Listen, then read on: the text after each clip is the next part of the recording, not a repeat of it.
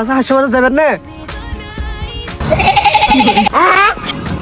रुको जरा।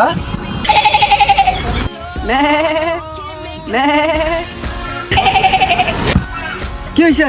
200 টাকা চাই।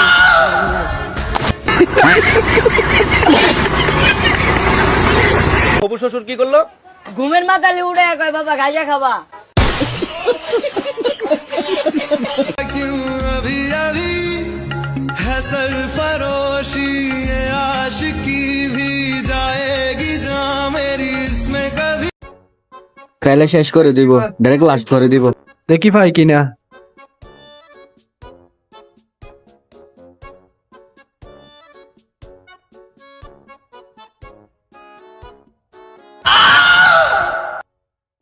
এখানে কি করতেছ? দাঁড়াও।